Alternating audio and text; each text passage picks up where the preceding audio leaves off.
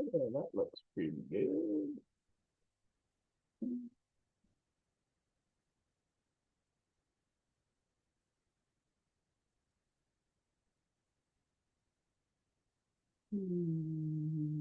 Minutes early, so let's see what.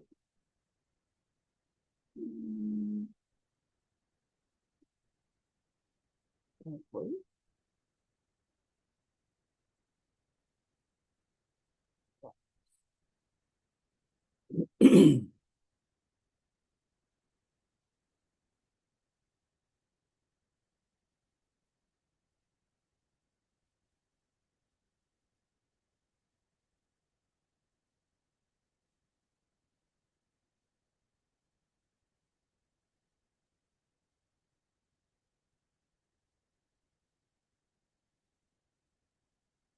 Ooh, we should be stopping in or starting in a minute or two, but I tried to get here a little early. So I can do the disclaimer stuff, which I hope everybody reads. And then this is the starting of the meeting. And it's being recorded. So I'll make that go away and see if there's anything in the chat. Nope. So nobody's got any questions yet. So I'll stop sharing that. And I will just go to me and lighten things up a little bit. Hey, there we go. Hello, this is our January 18th, Your Landlord Hub meeting. Didn't get any questions in, but that's not surprising with the way the weather's been and all the things that are going on from coast to coast for everybody. And everybody getting ready for, I think, the inaugural thing or whatever the new president stuff is. So with all that in mind, I'm just gonna kind of go through a few things that I think are relevant topics and questions that people may have for different parts of the country. One of them is, I've seen a few people in California asking about what to do with security deposits and the rents they received in the areas that the fires affected. And my suggestion, definitely refer to your attorney and your local housing authorities. But in my years of experience and collaborating with other professionals that have been in the business as long as I have, we all concur that you should refund the security deposits in full as soon as possible. Definitely contact the tenant in however you can and find out where they want the security deposit sent to. And then from the day the property was not habitable for anyone, if the rent was paid, return the rent from that day through the end of their rental period. Not only is it probably the right thing to do, it's probably, if you refer to your attorney, going to be the legal thing to do, which is separate your relationship with the tenant so that they have no obligation and you have no obligation to each other under the circumstances that you can't control. So there's that for like the West Coast. For a bunch of people that have been hit with the weird freeze things, you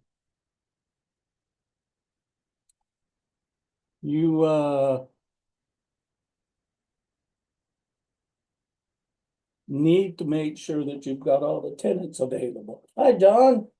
Welcome to the meeting. I have to figure out how to unmute you, or you got to figure out how to unmute yourself. I'm not sure how that works. I'm not that good at this. You're still muted. And No, I'm unmuted. there you go. So how are you doing? Oh, you're muted again. Oh, there we go. There you are. So how are you doing? Very good, sir. Um, It's nice and cool in California. It's all of 50 degrees right now. oh, yeah, well, it's kind of similar to that here in East Tennessee.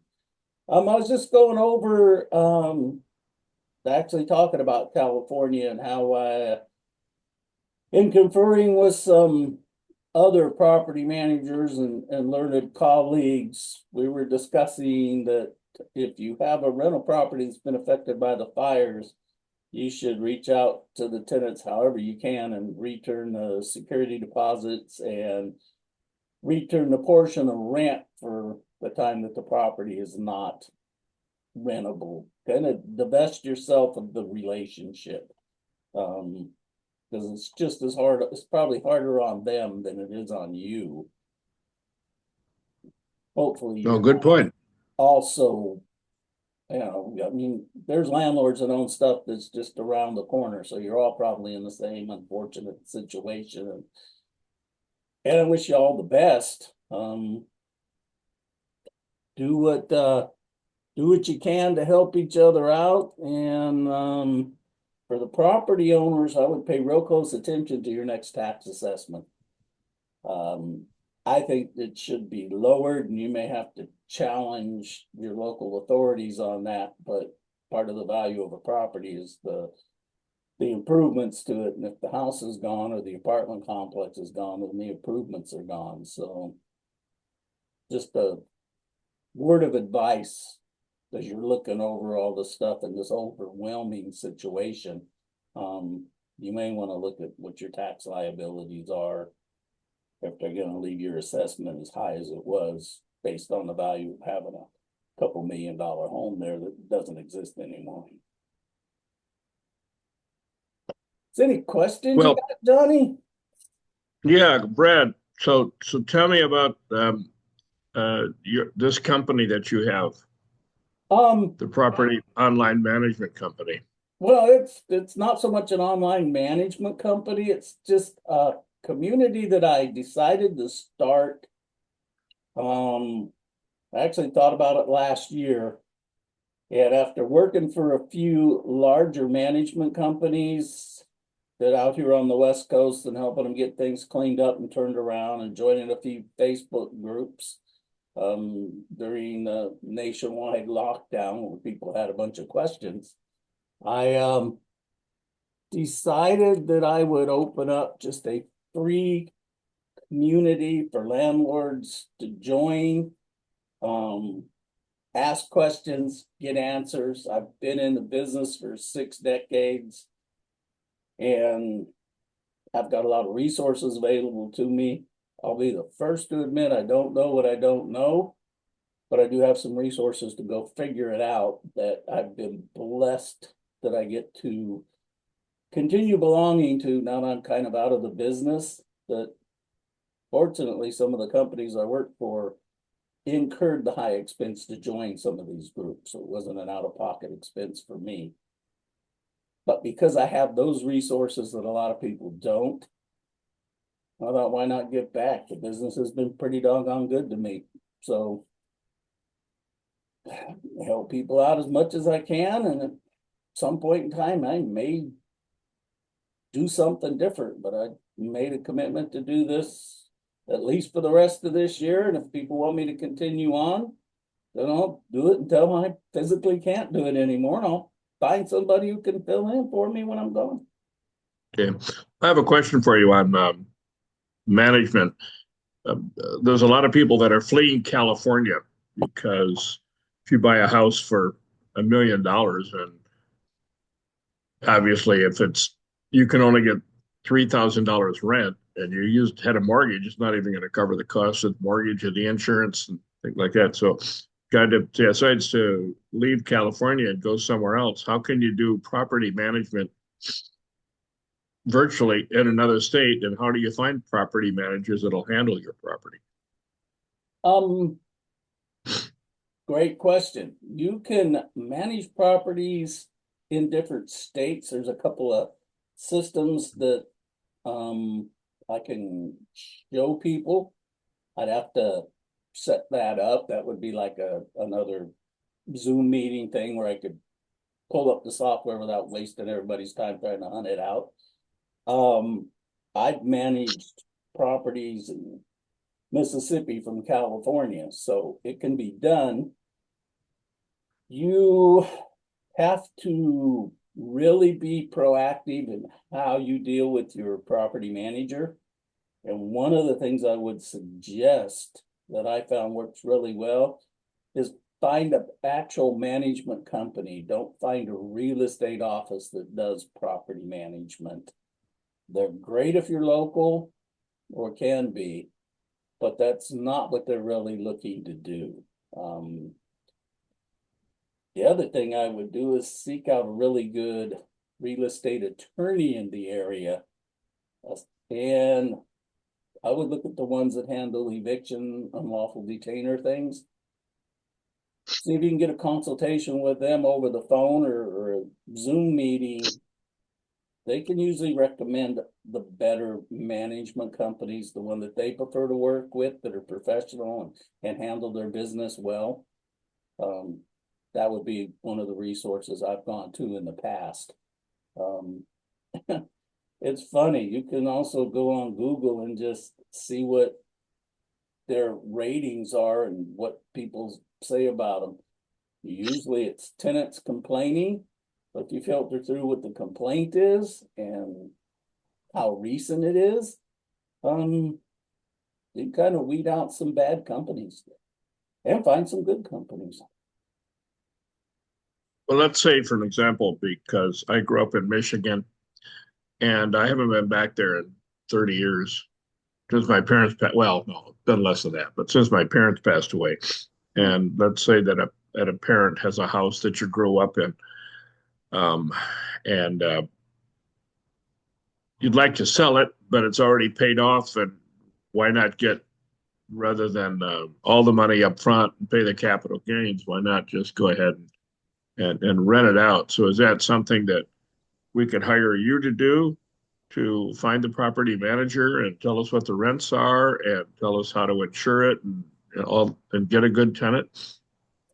Yeah, I could work with people to do that. No, I'd be happy to, kind of walk you through the process. Um, Typically I've done that for larger corporations as part of like a salary contract thing.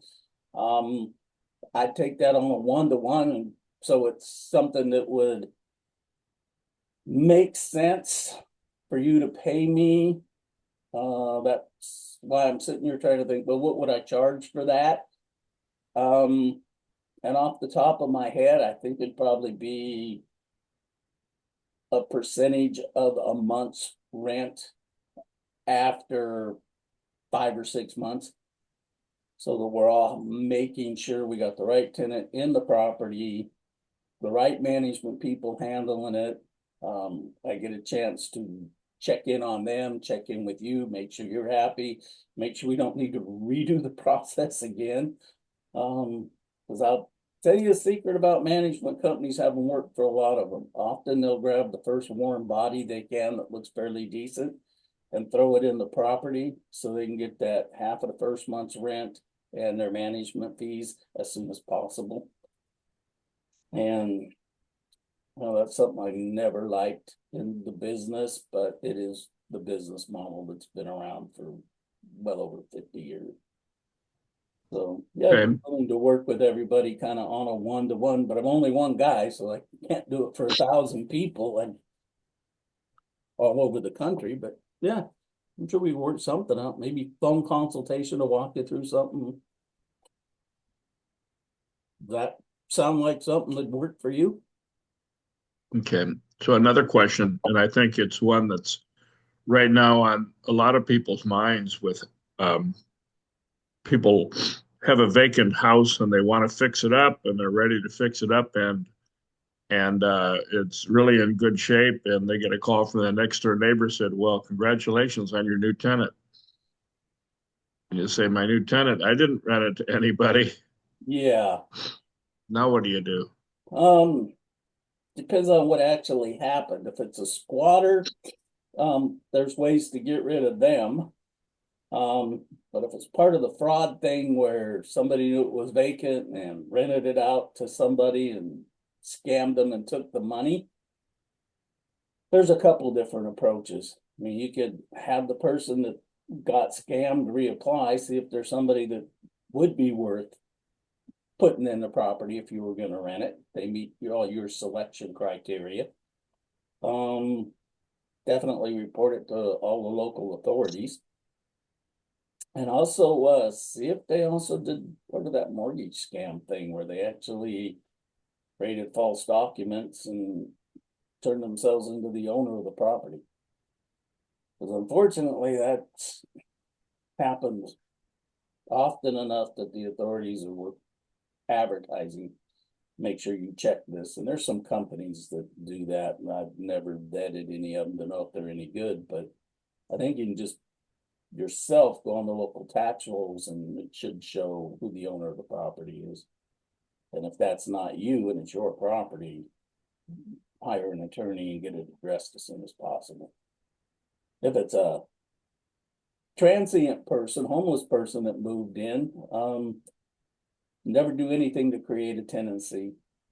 Find an attorney to speak with, and you can usually find some people that do trash out, landscape cleanup, that kind of stuff. Send them over to help expedite moving the person along. If the local authorities are just not working with you because the guy trespassed and broke into your property. Okay. I didn't get my coffee yet. I see you got your coffee. What kind of coffee you got there, Brett? Well, that's just a coffee cup full of water. It's Oh, I already okay. did my coffee out here. It's 12:15 my time. Okay. I've got another very practical question. Sure. And I know it is a relatively simple one, but let's say that a person has a single family resident and they want to rent it out to somebody new. And they get the application and they fill it out. The person is fully approved and they give them their deposit. And it's either month to month or lease, whatever it is that they have come up agree with. And this happens to be a Saturday and they're ready to move in on a Monday. Well, what a lot of people don't do is, let's say the person was in LA and I'm in Sacramento. The person's coming up to Sacramento. Well, they want to turn the lights on. They don't know how to turn the lights on. They need gas. They don't know how to turn the gas on. They need sewer. The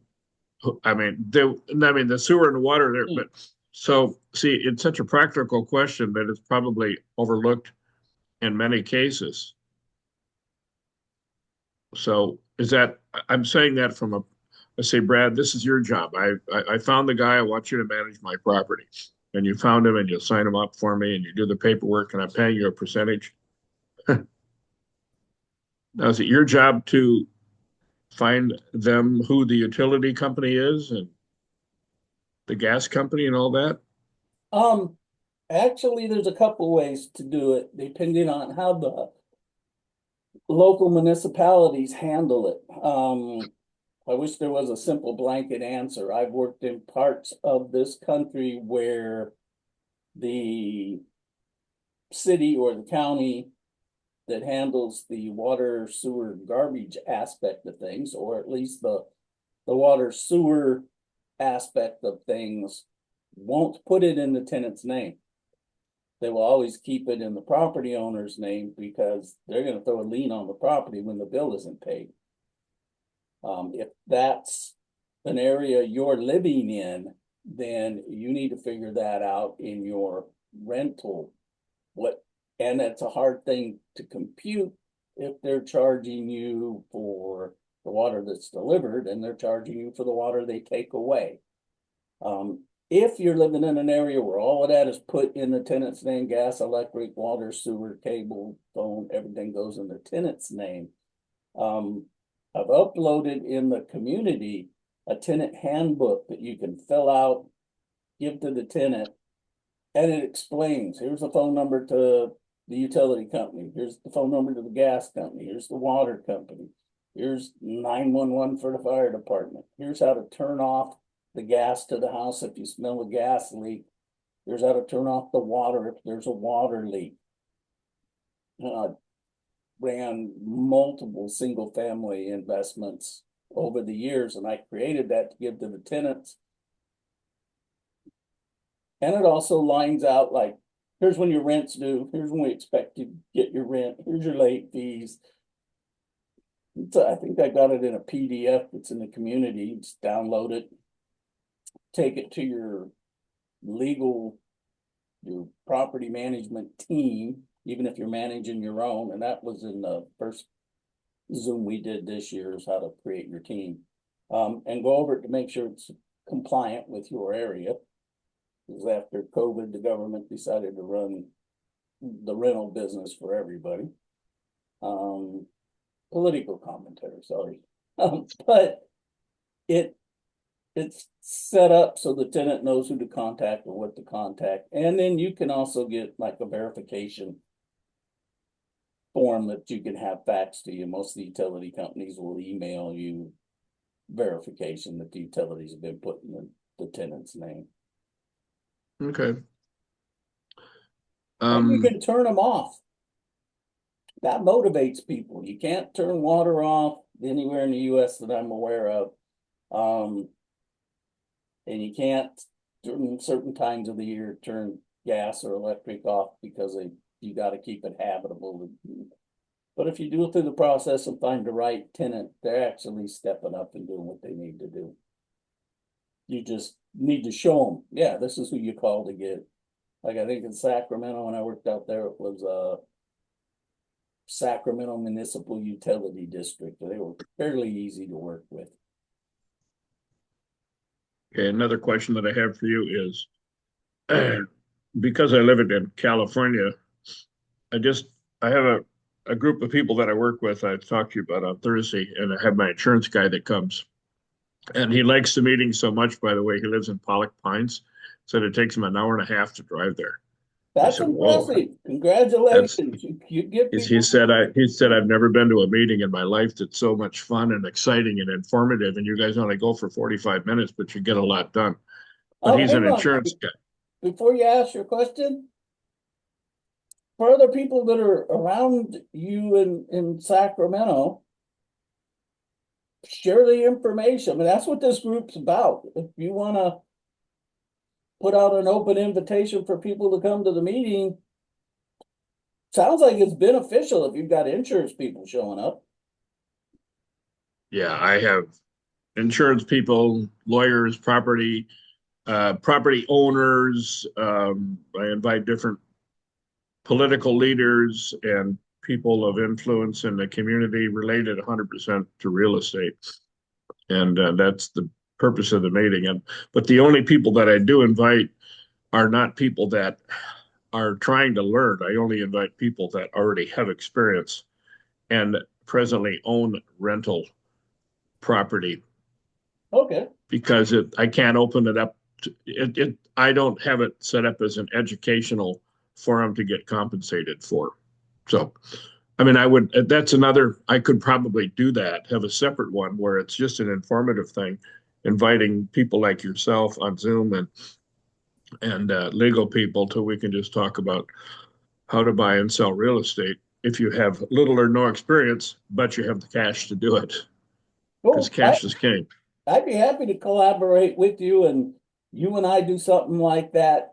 Yeah. A little different and you can send people to this community. It doesn't cost anything, but yeah, that's a good idea. How do people get to your community that are like in the area that are landlords and would just like to get together and get some straight answers from people that don't have a dog in the fight it sounds like what you've got is people that are just going to show up and tell you the truth, whether you like it or not, and can walk away with some valuable information.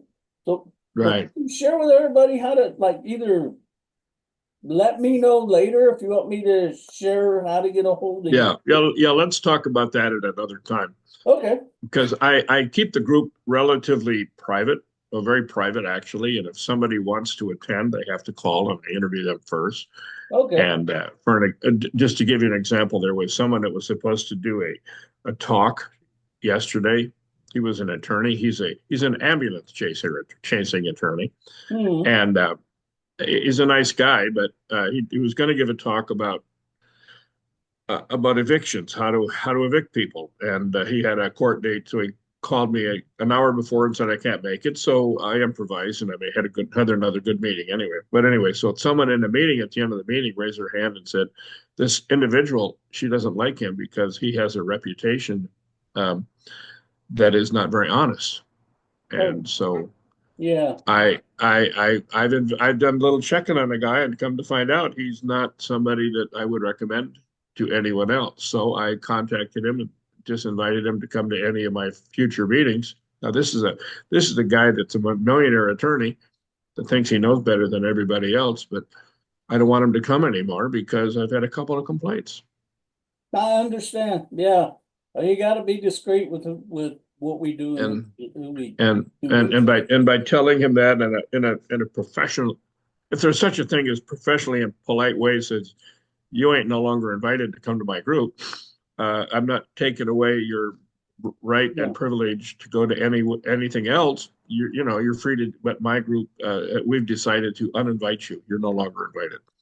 Yeah. Okay, and if he says why not, says, well, there's been some things that are brought up, and if I'd mentioned them, then I'd be considered falsely because I don't.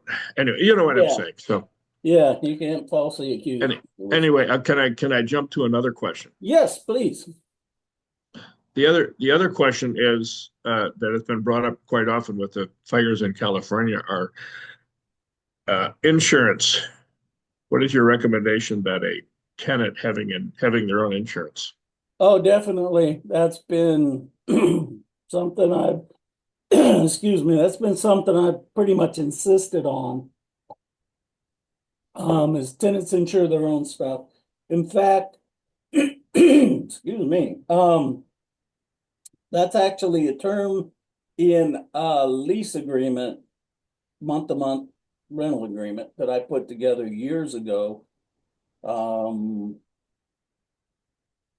I think in 1999 or 2000, when I was working with a couple investment groups in California, I sat down with a couple of attorneys over 3 days and wrote out on a legal paper, a 3-page rental agreement that, as far as I know, has stood the test of time, and I've had to evict people and use it in court, and it addresses tenant, landlord doesn't insure or guarantee any of your personal property. I'm paraphrasing because I haven't memorized it.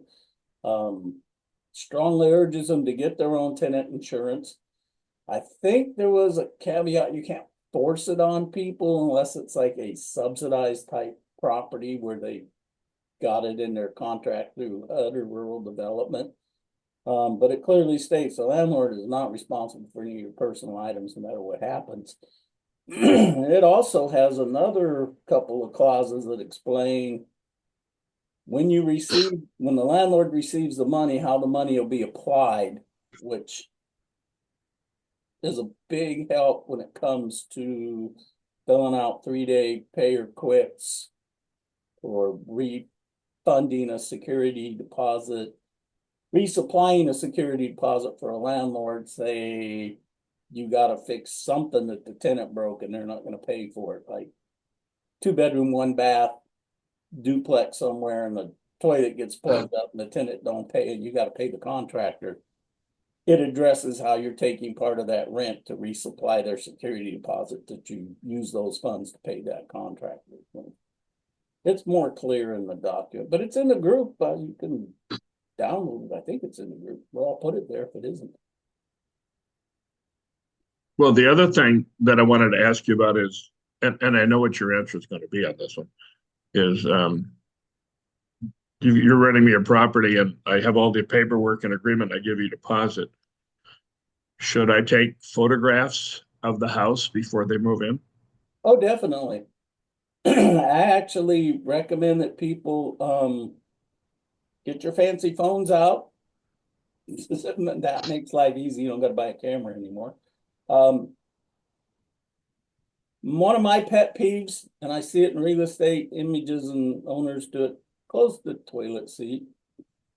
Everybody knows the toilet's going to be clean when you move in, or it should be. So put the toilet seat down, do it right after you have the house professionally cleaned.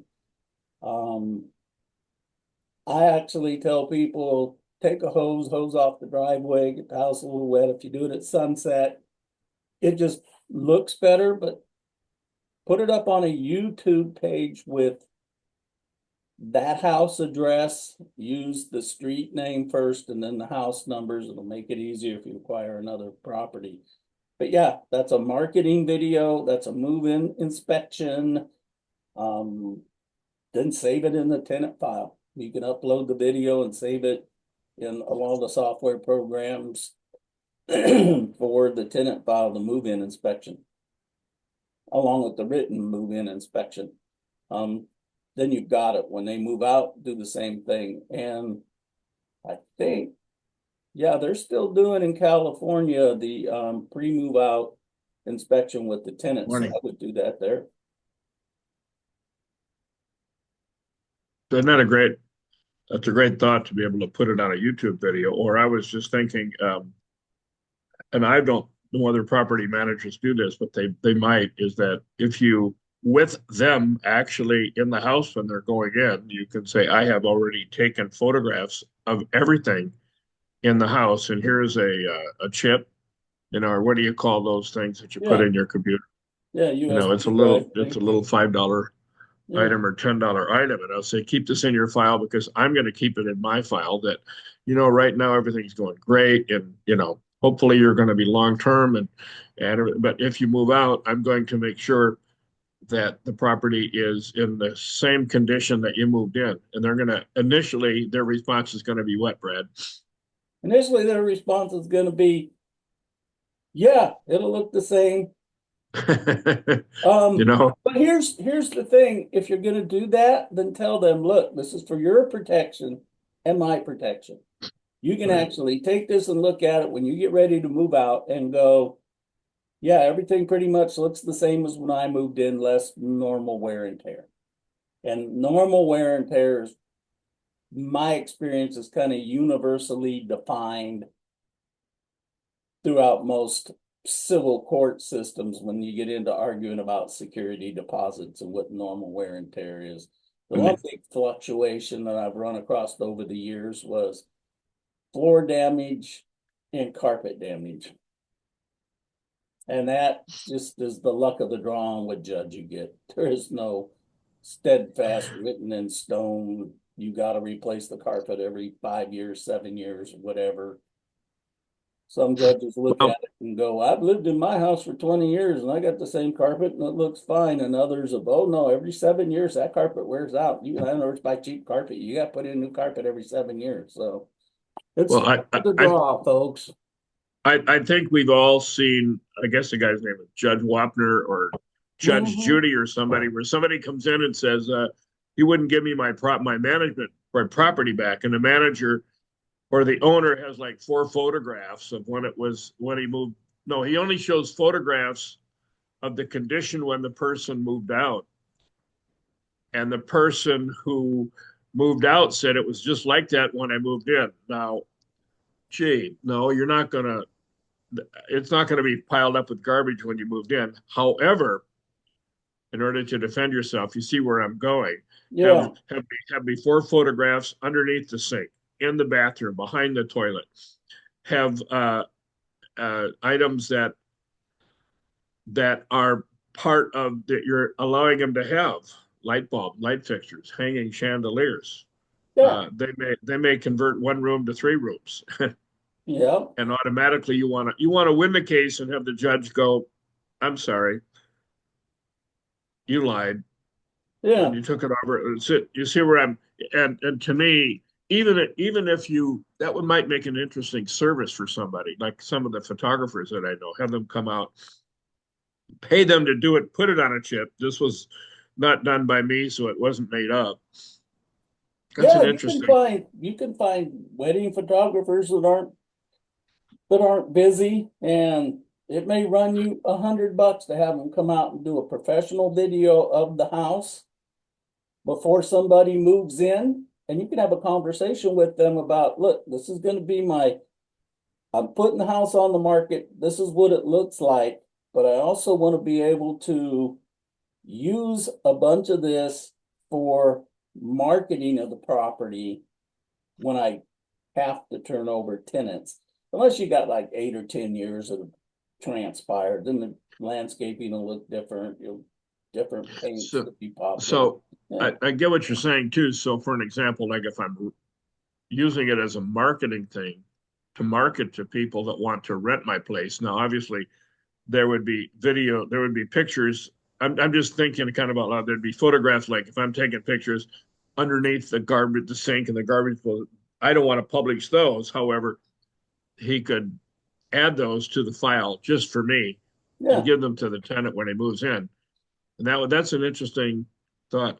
And okay, can I ask you another question? yep. And then I kind of try to keep these like a half an hour so we don't tie everybody's day up, but sure, go ahead. Okay. The other, well, if, okay, well, it's nine. You're right. You went on for it's your meeting, so it's your call. Go ahead. It may not record it, but that's okay. I'll stick around as long as we can. Okay, you want to take it off the recording, or it's No, up to you. I think it'll stop automatically. I don't know if it'll kill the meeting automatically, so, but go ahead. What's the question? Okay, the question now is when it comes to I got a lot of questions when it comes to tenants. Have you ever had any experience in renting to people in mobile home parks? Yes. Um, my personal and professional opinion, don't rent the mobile home, rent the space. Mobile homes, even the brand new homes, the wear and tear by a tenant is entirely different than the wear and tear by an owner. And trying to find qualified help that knows how to maintain a mobile home is a little more challenging compared to apartment complex, single family home, typical construction. Mobile homes are built different, in many cases substantially better, but there are not a lot of people that are skilled and trained on how to deal with maintaining them properly. So would you recommend that if I buy a small mobile home park of 4 spaces, let's say, that I own each of the homes individually, or do I sell them off and make them own them? Sell them to, if the current tenant, you can work out a deal and it's allowed in your area, sell it to the tenant. You just collect the space rent. That way you don't have to maintain the house. Okay. And sell it as is unless there's something that dramatically is impeding your ability to sell it to that tenant. And then fix that and include the cost in the price of the home. And why is that? Why is a mobile home different than a single family home? Um, Typically mobile homes in small parks don't stand the test of time as well, and renters are a little harder on something they don't own. Okay. Now you can kind of control the tenant profile and find people that can afford to live there because it's less expensive than renting an apartment where the rent keeps going up, the cost keeps going up. People on a fixed income that aren't going to be as hard on the property per se. But yeah, the best business model I've learned and seen is not owning the mobile home, but owning the land that it sits on and controlling the infrastructure and taking care of that. Okay. So one last question before I go and have my coffee and get ready for my busy day here in California, because football starts in a few hours, so I got to get ready for Yep, you gotta that. get your snacks lined up. As the last thing is, so this has been interesting. You sound like an intelligent guy. You've got a lot of experience. So, My what do pleasure. you what do you offer? Do you have an online course that's or do you have a book that you sell or what? For this, I'm not selling anything. I'm not charging anything. I've written a couple books on property management. The only thing I kicking around doing, is consultation phone call kind of things, and I still haven't completely figured out how I want to structure that. Um, like I said, the business has been really good to me, so I'm kind of just giving back and we'll see where it goes. I mean, if there's a demand for people want me to actually walk them through something and there's enough demand, I may set something up to where it makes sense for everybody involved. I'm not looking to create a revenue stream out of this. This is just, hey, I started off in this business as a maintenance person and worked my way up to running a bunch of stuff for an investment company. So Okay. Well, very good. I've enjoyed this. Thank you. thank you. I just sent you a message. You want to respond back to that in a few minutes? Let's see. Okay, Okay, so I'm going to click it off. Thank you very much, Brad. thank you. I'll talk to you soon.